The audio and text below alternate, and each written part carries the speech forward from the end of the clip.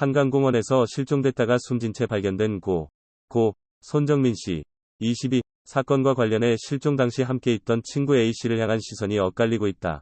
지난 13일 유튜브 채널 신이 한수는 정민 씨가 다녔던 대학교 의대생이 쓴 것이라고 추정된다며 게시글 하나를 공개했다. 이는 대학교 익명 커뮤니티에 올라온 글로 작성자 B씨는 나 오늘부터 중립 아니다. 참는데도 한계가 있다. 고운을 뗐다.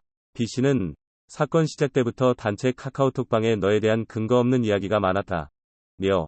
그래서 조심하자, 조용히 하자는 얘기가 계속 올라왔다. 나도 아직 밝혀진 것도 없는데 네가 욕먹는 게 안타까웠다. 고 말했다. 이어 오래 본 동기니까 X 같은 이유로 조금이나마 내 편에 있었던 내가 XX 같다.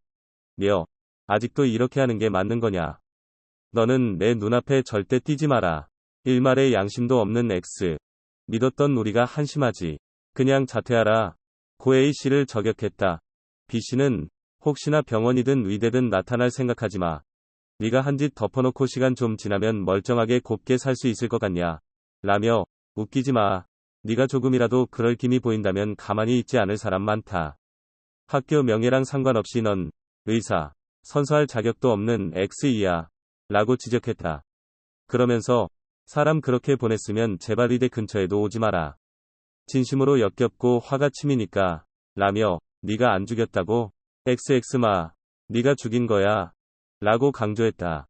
유튜브 채널 신이 한수는 이 글을 의대 동기가 썼을 수도, 타 학과생이 사칭했을 수도 있다고 전제하며 정황상 정민 씨와 같은 대학에 다니는 학생인 것은 확실하다고 부연했다. 반면 친구 A씨가 폐인처럼 지내고 있다면서 사건 발생 이후 A씨를 범인으로 몰고 갔던 이들을 비판하는 글도 최근 눈길을 끌었다. 지난 12일 한 누리꾼은 온라인 커뮤니티에 A씨 지인으로부터 들었다며 A씨의 근황을 전했다. C씨는 진짜 뭐 같다. A씨가 지금 심리적으로 완전히 무너져서 폐인처럼 지낸다고 한다. 이민 얘기를 한다고 한다. 고 말문을 열었다. 이어 참 대단들하다. 이렇게 또 한 사람 인생을 망쳐야 하냐. 고 반문하며 혐의가 없다고 나와도 뻔하다. 빽 있어서 진실이 안 밝혀졌다. 면서 아님 말고 식으로 끝날 거다. 먹고 사는 곳까지 테러에 밥줄 끊고 대단들하다. 고 A씨를 범인으로 의심하는 사람들의 태도를 지적했다. C씨는 또 경찰에서 영상 속에서 언급된 골든은 가수라고 결론 내도 코난들은 기증된 시체 훼손을 지칭하는 거다. 라고 하는데 무혐의 떠도 반응 뻔하다. 익명 공간이라 막 쓰시는 것 같은데 다 돌아온다.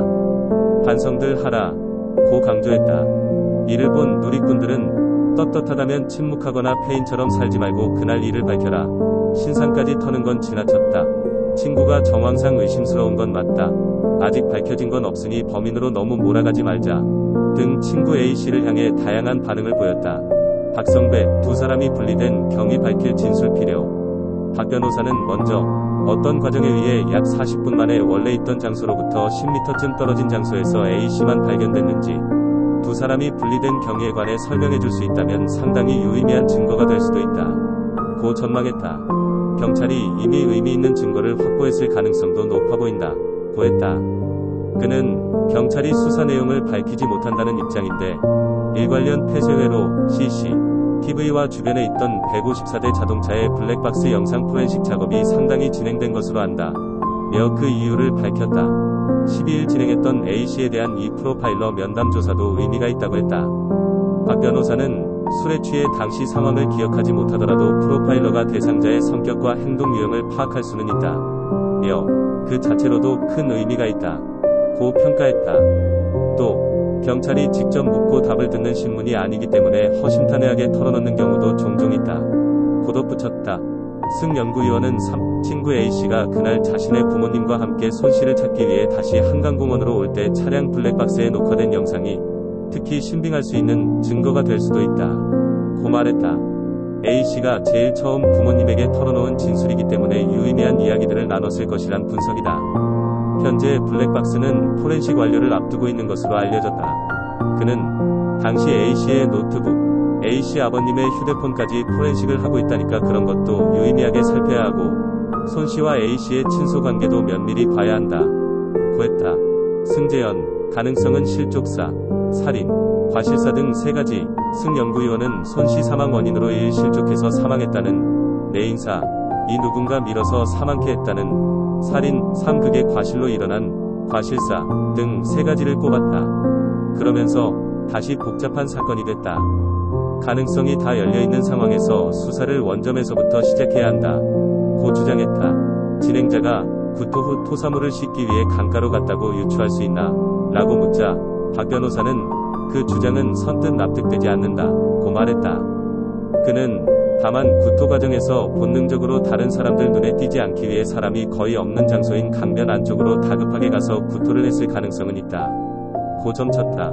승 연구위원은 조심스럽지만 A씨가 범죄와 관련이 있는 상황이었다면 오전 4시 20분쯤 그런 상황으로 발견되기는 어려운 듯한 느낌이 있다. 고 말했다.